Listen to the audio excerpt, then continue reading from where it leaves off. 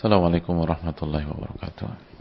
Bismillahirrahmanirrahim. Alhamdulillahirabbil alamin wa bihi nasta'in ala umuri dunya wa din. Wassalatu wassalamu ala asyrafil anbiya wal mursalin wa ala alihi wa sahbihi wa man sara ala nahjihi bi ihsanin ila yaumil wa ba'd.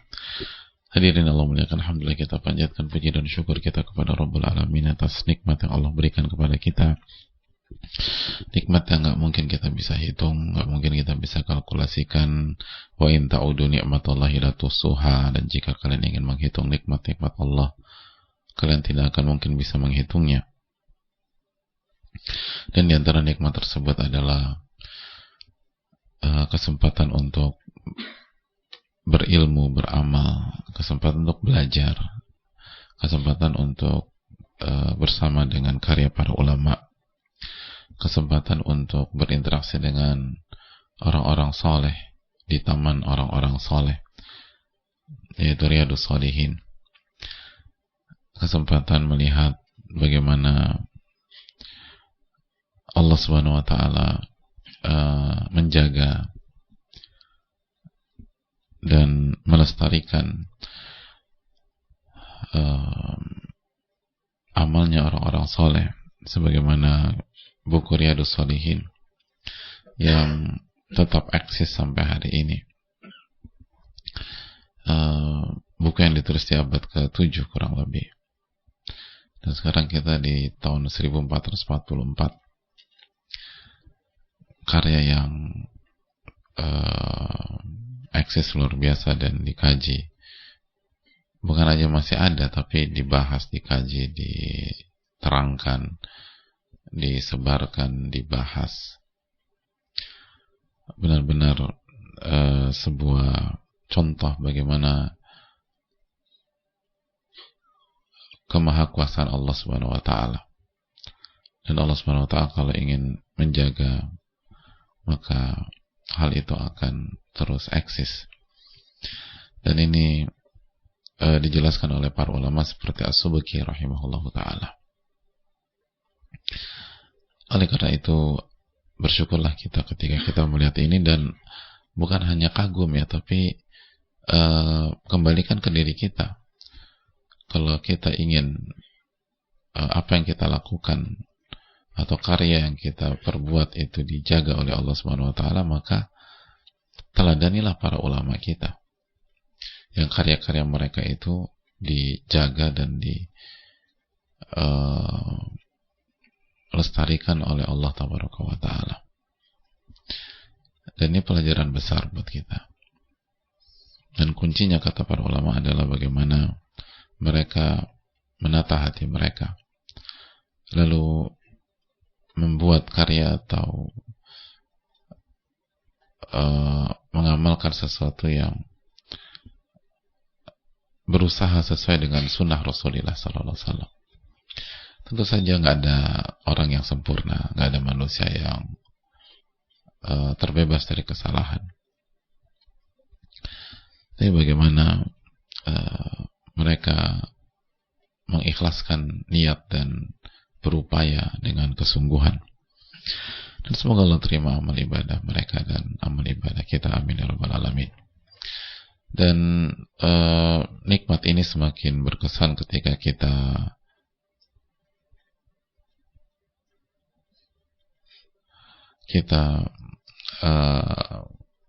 kerjakan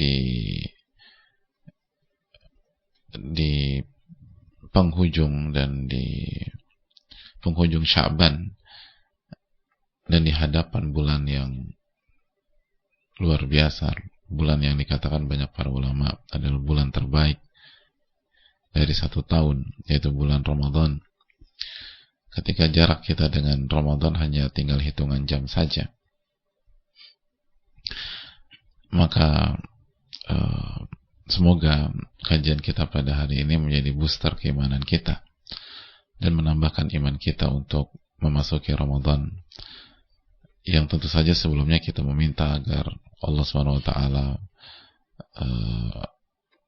mudahkan kita dan berikan kita taufik sehingga kita bisa bersama Ramadan tahun ini, amin ya rabbal alamin. Hadirin Allah muliakan, sekali lagi lakukanlah persiapan persiapan di jam-jam terakhir, di menit-menit terakhir, karena persiapan di jam-jam terakhir di setiap perhelatan besar itu sangat menentukan. Makanya di dunia event kita tahu ada GR, ada gladi resik dan sebagainya, dan semua sibuk, semua capek, semua letih, hektiknya luar biasa, dan itu sangat menentukan, sangat menentukan. Maka kalau itu untuk perhelatan dunia, bagaimana dengan perhelatan akhirat seperti Ramadan?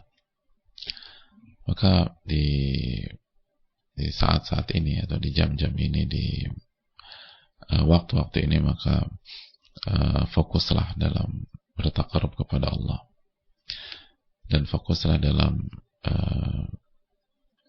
beristighfar kepada Allah. Semoga di Ramadan kali ini, jika Allah perkenankan kita berada di sana, kita tidak keberatan dosa, hadirin. Karena dosa itu memberatkan langkah kita dalam beribadah. Dosa itu buat kita lebih capek. Dosa kita membuat kita lebih lemah. Dosa kita membuat kita lebih letih. Dan itu benar-benar real kita rasakan. Ketika seseorang atau kita tergelincir dalam dosa, itu untuk ibadah itu lebih berat daripada sebelumnya. Makanya kan Allah Subhanahu wa taala berfirman tentang istighfar dalam surat Hud ayat 52. Apa keutamaan istighfar? Wa yazidukum quwwatan ila quwwatikum. Istighfar itu akan menambah kekuatan kalian, kata Allah. Wa ya qaumi istaghfiru rabbakum, wa qaumku beristighfarlah kepada Rabb kalian, wa tubu ilaih, ya thumma tubu ilaih, lalu bertobatlah. Apa diantara fungsinya? Wa yazidukum quwwatan ila quwwatikum. Maka Allah akan memberikan tambahan kekuatan kepada kalian, tambahan kekuatan bagi kalian. Jadi kalau kita ingin mendapatkan kekuatan dari Allah di Ramadan, perbanyak istighfar kepada Allah, perbanyak istighfar, taubat-taubatan nasuha, dan kita akan rasakan bedanya. Karena itu janji Allah Tabaraka wa Ta'ala. Bukankah kita sudah familiar dengan firman Allah dalam surat Al-Baqarah, "Dzalikal kitabu la raiba fih." Kitab ini nggak ada keraguan di dalamnya. Nggak ada keraguan.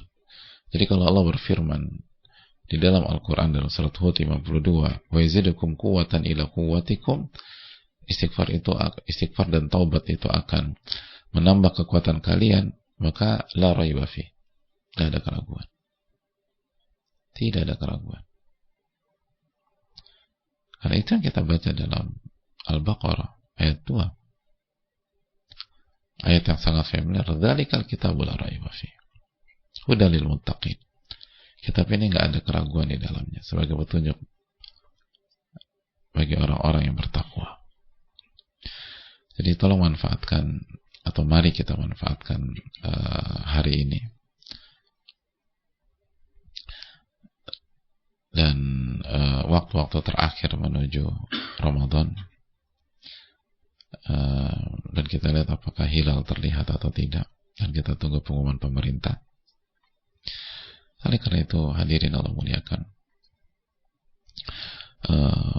semoga Allah memberikan taufik kepada kita semua, karena ini hal yang sangat berharga. Ini yang dinanti oleh para wali-wali Allah, oleh para ahli ibadah, oleh orang-orang yang bertakwa. Dan jarak antara kita dengan tamu istimewa ini hanya beberapa saat saja. Tapi semua bisa berantakan kalau kita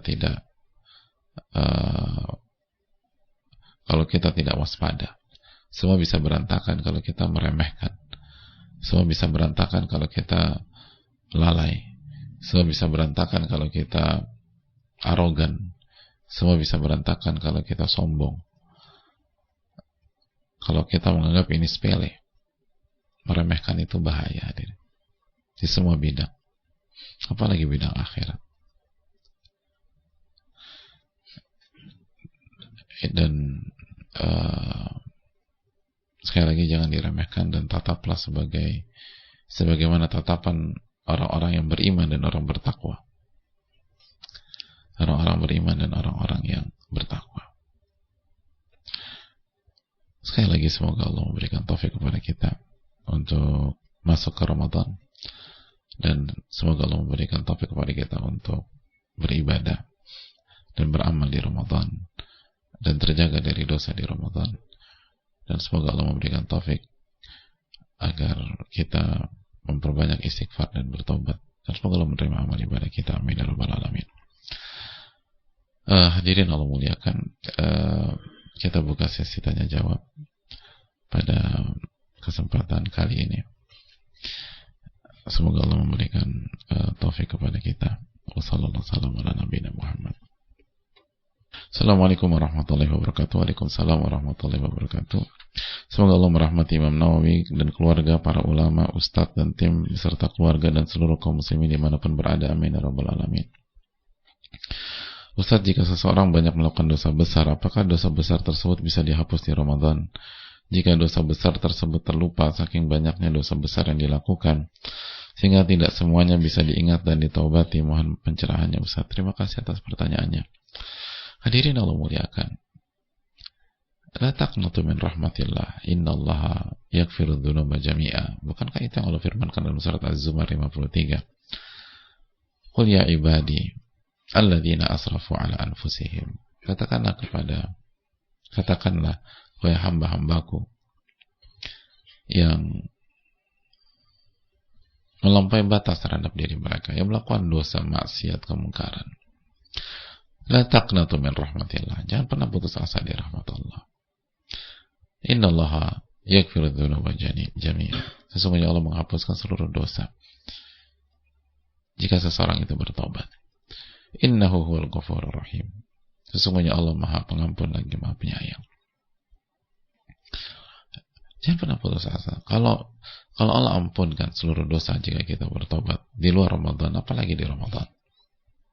Ini bulan ampunan. Di setiap malam ada pembebasan dari siksa api neraka.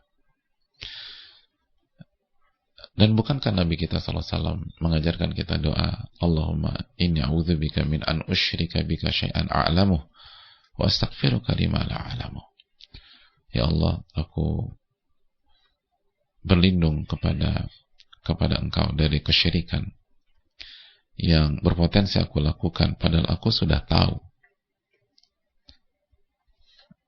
Dan aku beristighfar dari semua hal yang aku tidak tahu.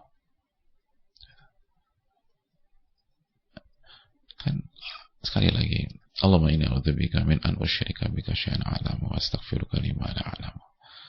Ya Allah, aku berlindung kepada Engkau dari perbuatan syirik yang berpotensi aku lakukan padahal aku sudah tahu. Dan aku beristighfar dari apa yang aku nggak tahu. Bisa jadi kita nggak tahu melakukan ini, melakukan itu. Tapi ketika kita beristighfar secara umum, ya Allah ampuni dosa-dosaku yang aku nggak tahu, yang aku nggak sadar, yang aku terluput gitu. Saking banyaknya mungkin aku lupa dan seterusnya.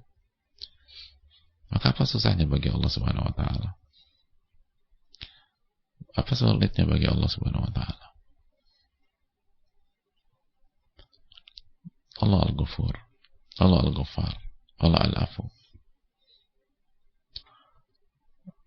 Nggak ada yang sulit bagi Allah Tabaraka wa Ta'ala. Asal kita sungguh-sungguh dan kita sampaikan kepada Allah Subhanahu wa Ta'ala. minta ampun kepada Rabbul Alamin terhadap apa yang mungkin terlupa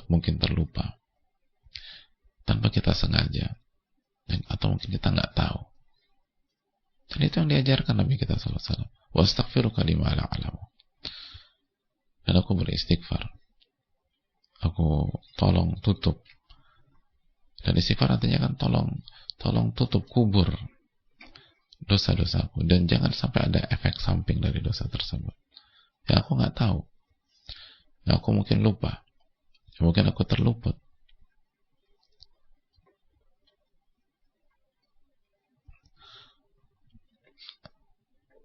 Apalagi kita nggak sengaja. Kita sengaja aja, kalau kita bertobat Allah ampuni. Apalagi kita nggak sengaja, kita nggak tahu, itu kita lupa. Bukan nggak mau bertobat, tapi lupa. Bukankah Allah Subhanahu wa Ta'ala berfirman, Rabbana la tu'akhidna in nasina wa akhtana. Wahai Rabb kami, janganlah engkau hukum kami karena kami lupa atau kami tidak tahu. Oleh karena itu hadirin yang Allah muliakan, Ramadan adalah momennya ampunan. Bagaimana tidak? Penekanan Nabi sangat jelas tentang ampunan. Amalan-amalan spesial Ramadan itu penekanannya pada ampunan. Man shoma Ramadan imanan wa ihtisaban ghufira lahu ma taqaddama min dhanbi. Barang siapa yang berpuasa Ramadan karena iman dan ihtisab, maka Allah akan ampuni dosa-dosa yang telah lalu. Man qama Ramadhana imanan wa ihtisaban ghufira lahu ma taqaddama min dhanbi. Barang siapa yang qiyamul lail, tarawih karena iman dan ihtisab, maka dosa-dosa yang terlalu diampuni oleh Allah. Wa man qama lailatul qadar imanan wa ihtisaban ghufira lahu ma taqaddama min dhanbi. Barang siapa yang menghidupkan malam mencari Lailatul Qadar karena iman dan ihtisab, maka dosa-dosanya diampuni oleh Allah Subhanahu wa Ta'ala. Bukankah doa ketika kita mencari Lailatul Qadar, Allahumma innaka afuwun tuhibbul afwa fa'fu anni? Ini momennya ampunan, dan ini momentumnya orang-orang yang mencari ampunan dari Allah Tabaraka wa Ta'ala, yang pernah mau dibisikkan oleh syaitan dan diberikan waswas oleh syaitan bahwa Anda nggak diampuni sama Allah karena Anda lupa, Anda ini. Hadirin Allah muliakan, siapa di antara kita nggak lupa? Lupa itu tabiat manusia. Makanya sekali lagi kita diajarkan untuk membaca Rabbana la tu'akhidna in nasina wa akhtana. Ya Allah, janganlah engkau hukum kami karena kami lupa atau kami tidak tahu, atau kami khilaf, kami nggak sadar. Dan apa respon Allah Subhanahu wa Ta'ala ketika kita membaca ayat terakhir dalam surat Al-Baqarah ini? Kita tahu respon Allah Subhanahu wa Ta'ala, qad fa'altu, aku telah kabulkan. Ketika kita baca Rabbana la tu'akhidna in nasina wa akhtana, ya Allah jangan engkau hukum kami karena kami lupa atau kami tidak tahu. Itu Allah respon, hadir. Qad fa'altu, aku penuhi permintaan engkau, aku penuhi. Allah nggak mungkin bohong, hadirin. Fa inna asdaqal hadithi kitabullah. Sesungguhnya sebaik-baik ucapan adalah firman Allah Tabaraka wa Ta'ala. Wa khairul hadi hadi Muhammadin sallallahu alaihi wasallam. Dan sebaik-baik petunjuk adalah petunjuk Rasulullah sallallahu alaihi wasallam. Allah Ta'ala misal. Assalamualaikum warahmatullahi wabarakatuh. Waalaikumsalam warahmatullahi wabarakatuh. Semoga Allah memberkahi Imam Nawawi, para ulama, ustadz dan keluarga serta seluruh umat muslim, amin rabbal alamin. Izin bertanya Ustadz, kalau saya perhatikan banyak perubahan sikap orang tua di lingkungan saya yang tidak saya temui saat mereka masih muda. Dulu di usia tua banyak sikap yang membuat saya tidak nyaman. Sampai saya berpikir, apa kalau saya tua akan begini juga? Persiapan apa ya agar kita memiliki masa tua yang berkah dan berkualitas? Jazakallahu khairan. Jadi beliau melihat di lingkungan beliau banyak orang tua yang mengalami perubahan sikap dan sikapnya negatif. Lalu beliau bercermin, dan apakah saya akan mengalami itu juga ketika saya tua, dan bagaimana memiliki masa tua yang berkah dan berkualitas. Hadirin Allah muliakan, fenomena ini harusnya memberikan pelajaran besar dalam diri kita bahwa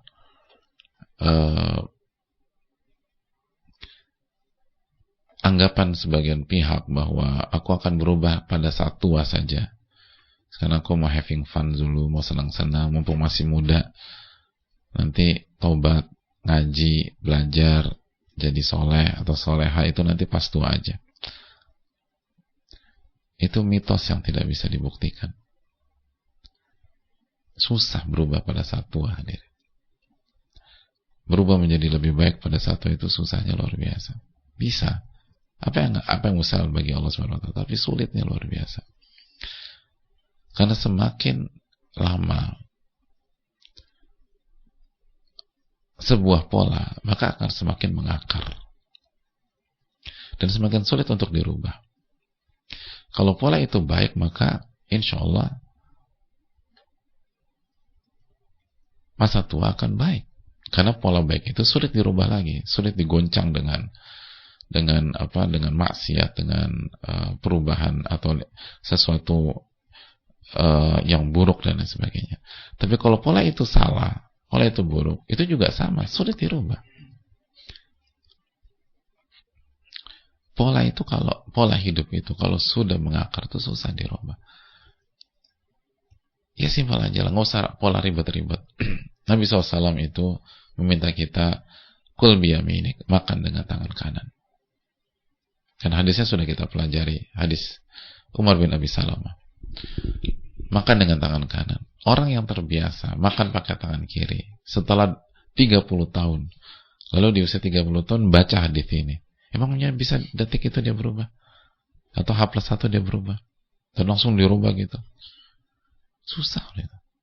Padahal itu hal sesimpel memindahkan tangan kiri ke tangan kanan. Sesimpel itu aja. Lalu bagaimana dengan mindset? Bagaimana dengan pola pikir? Bagaimana dengan kegiatan sehari-hari? Gitu. Maka kalau ingin berubah, momennya yang paling enak itu pada masa muda. Apalagi kalau sudah benar dari kecil, itu enak sekali. Dan semakin cepat kita berubah, semakin mudah. Bismillah. Makanya jangan percaya dengan syaitan, taswif. Nanti, gue mau senang-senang dulu, gue mau ini. Kalau Anda kesulitan berubah hari ini, Anda akan lebih sulit lagi berubah bulan depan, 2 bulan lagi, setahun yang akan datang, 2 tahun yang akan datang, 3 tahun, dan seterusnya.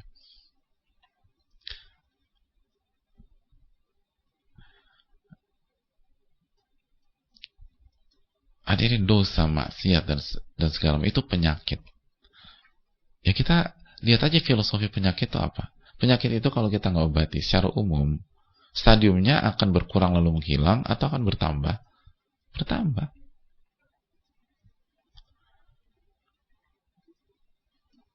Masalah itu kalau nggak diselesaikan di awal, secara umum ya, ada memang masalah-masalah memang penyelesaiannya nggak perlu diselesaikan. Sebagaimana yang Allah firmankan. Tapi secara umum masalah itu kalau, apalagi masalah inti, masalah prinsip segala macam, kalau nggak diselesaikan, maka akan tambah ribet dan tambah runyam. Itu kan teori di semua bidang. Sekali lagi, stadium itu kalau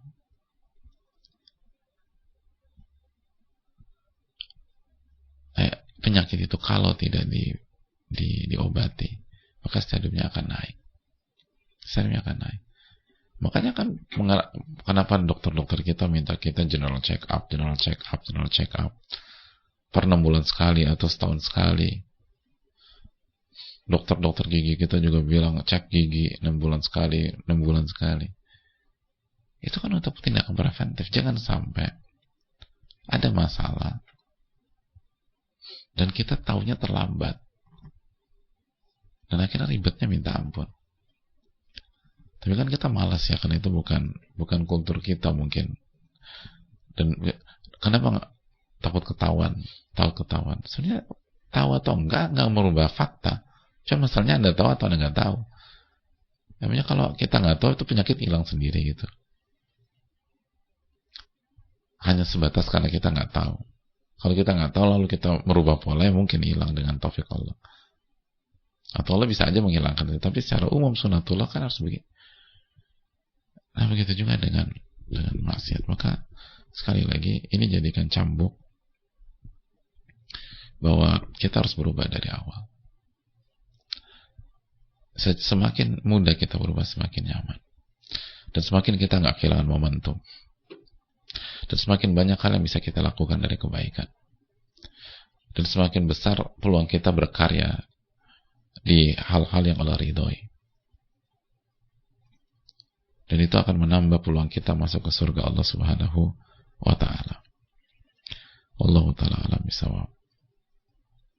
Saya rasa cukup sampai di sini. Jazakallahu khairan, semoga bermanfaat dan semoga Allah memberikan taufik kepada kita.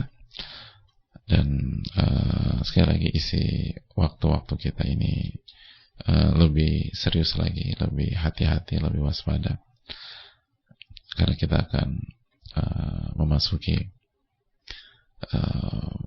bulan yang sangat istimewa insyaallah ta'ala. Dan semoga Allah pertemukan kita dengan bulan Ramadan. Allahumma ballighna Ramadan. Allahumma waffiqna lima tuhibbu wa tarda fi Ramadan. Amin ya rabbal alamin. Subhanaka wa bihamdika la ilaha illa anta astaghfiruka wa atubu ilaik. Assalamualaikum warahmatullahi wabarakatuh.